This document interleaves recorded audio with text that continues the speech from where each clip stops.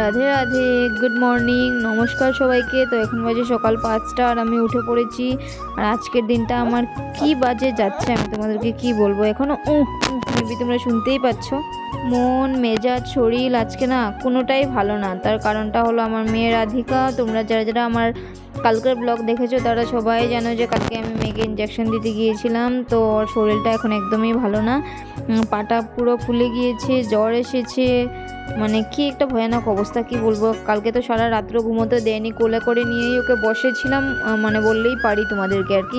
ওই একটু সময়ের জন্য শুধু ভোর রাত্রেবেলা ঘুম হয়েছে, না হলে তো ও ঘুমোতেই দেয়নি পুরো, না আমাকে না ওর পাপাকে, দুজনকেই ঘুমোতে দেয়নি। আসলে আমি ঘুমোইনি তো ওর পাপাও ঘুমোয়নি আর কি। তো দেখো এখন আমি ছোট মেয়েদের জন্য টিফিন বানিয়ে নিচ্ছি, ওদের দুজনকে যেহেতু স্কুল তো পাঠাতেই হবে। আর এদিকে দেখো সুজিটা বানাতে বানাতে আমি জলটা খেয়ে নিচ্ছিলাম আর কি। আর জলটা খেতে খেতে আমি তোমাদেরকে বলছিলাম যে কী বাজে অবস্থা, কালকে রাত্রেবেলা তো ঘুমোতে পারিনি ওই আর কি। আর দিনের ওয়েদারটা যদি আমি তোমাদেরকে বলি কি আর বলবো, পুরো পুরো কালো হয়ে ঝড় তুফান আসছে এভাবে মনে হচ্ছে। তো যাই হোক, এখনও কেউ উঠেনি, করে রাধিকাও ঘুমোচ্ছে। তো ভাবলাম আমি টিফিন করে রান্নাটা করে রেখে দিই, কারণ আজকে সারাদিন তো কিছুই হবে না, আমি জানি খানি রান্না বাড়া কিছুই করতে পারবো না, কারণ ওর যা অবস্থা।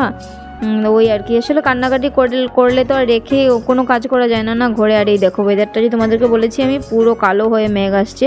কীভাবে ওদেরকে স্কুল পাঠাবো কিছু বুঝতে পারছি না। তো দেখো ওদেরকে স্কুল পাঠিয়ে দিয়েছি আর এখন অলমোস্ট 11টা বেজে গেছে কিন্তু। আর আমি রাধিকাকে নিয়েই বসে রয়েছি, ঘুমটুম তো কিছু হয়নি। আর ঘরের কাজ সেটা আর কি বলবো, দাঁড়াও দেখাচ্ছি। এই দেখো সকালবেলা যে চা খেয়ে রেখেছিলাম এখনও এভাবেই পড়ে রয়েছে, শুধু ঘরটা ঝাড় দিয়েছি আর কিচ্ছুই করতে পারিনি। বিছানা পত্র বাসন সব কিছু পড়ে রয়েছে আর কি।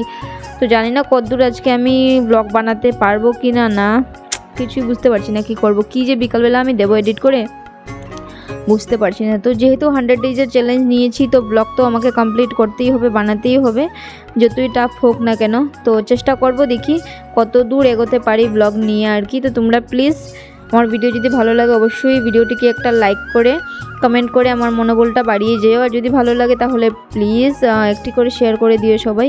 আর এদিকে তোমাদেরকে পুরো ঘরটা দেখিয়ে দিয়েছি, দেখো পুরো সব কাজ রয়ে গেছে। আর তারপর আমি মেয়েকে নিয়ে বসে রয়েছি।